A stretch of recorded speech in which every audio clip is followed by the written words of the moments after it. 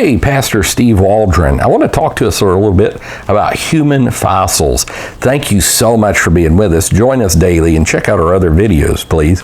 We're using today as a discussion starter, Creation versus Evolution by Arlo Molenpaw. He recently went on to his reward. Great man, good friend. Let's get started. A scientist first rate. So we're looking at human fossils. This is page 85 of this wonderful book we're using as a discussion starter today.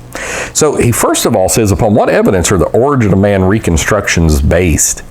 And this goes back to even dinosaurs. The bones are based on, there's some artistic interpretation there, as Answers in Genesis had a great video recently on that. Origin of man reconstructions, which are commonly shown in books and museums, are based on very little evidence and a lot of imagination. So we went through in our last video, a lot of times it's just teeth or a skull cap or something. Most of the time the artists have an evolutionary bias. Again, circular reasoning is employed. And so these drawings and busts have had a powerful impact on public imagination. With the Nebraska man, artists drew two people from one tooth.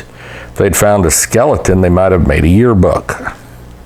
So why don't we find more human fossils? I think that's good to ask. Prior to the flood of Noah's day, people lived hundreds of years and had many children. Thus, there are probably millions of people living before the flood. As a matter of fact, I think it was Henry Morris who estimated, or at least he brought somebody's estimations, that there was about 8 billion people living before the flood. If most fossils were deposited during the flood, one might ask, why don't we find more human fossils? First, consider that over 99% of the fossils are marine creatures or plants, and less than 1% are land animals. Now, that's pretty interesting. When land animals die in water, they usually bloat, float, and come apart.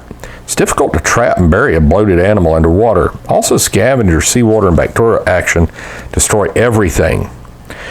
And so then he comes up with a question, which I think we probably all know the answer to. Why do people continue to claim that they found fossils of human ancestors? One answer might be the love of money. There's much money available in the lecture circuit, publications, National Geographic organizations, National Science Foundation, and grants. I'll just say that as well. There's also the pride of life. Some fossil hunters have become famous and people seek their autographs. It's not the first time in history that people have falsely witnessed for money. The soldiers at the time of Jesus' resurrection obviously lied for money. In conclusion, there's no such thing as ape men. There are fossils of apes and there's fossils of men and nothing in between. Men have always been men and apes have always been apes.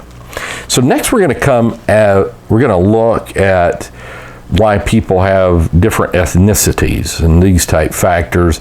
So that'll be for our next video. God bless you. Do check out our other videos on this, a host of other subjects. See you later. Check out our playlist too. Bye-bye.